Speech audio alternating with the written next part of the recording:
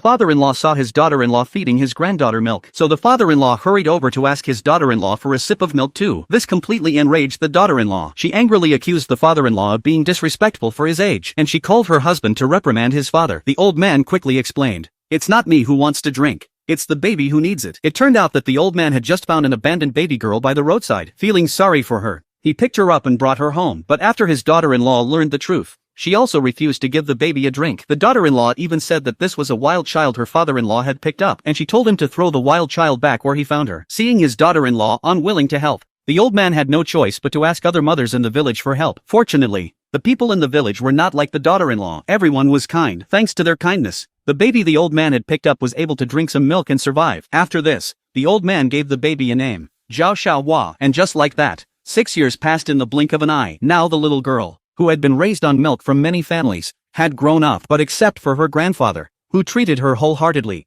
everyone in the family disliked her. One day, the little girl was caught stealing a bite of chicken feed. This scene was witnessed by her older sister, so the sister called their mother to punish the girl. Fortunately, the grandfather arrived in time, and the daughter-in-law put down the broom she was holding. However, that day, the grandfather thought his granddaughter was old enough to go to school, so he prepared to discuss with his son and daughter-in-law about sending the little girl he had picked up to school as well. But to his surprise, his son and daughter-in-law immediately opposed the idea, saying it was impossible. They said there was no money in the family to send the little girl to school. Not only that, the son and daughter-in-law also started scheming about the little girl. They even planned to sell the little girl for 30,000 yuan to be a child bride for a fool in the neighboring village. When the grandfather found out, he was furious. He immediately fell out with his son and daughter-in-law. He declared that as long as he was still alive, his son and daughter-in-law would never succeed. Seeing their father refuse to agree, the heartless son and daughter-in-law kicked their old father and the little girl out of the house. And so, the grandfather left the family with his granddaughter to give Xiaohua a place to stay. From that day on, the grandfather lived with Xiaohua under a bridge. At the same time,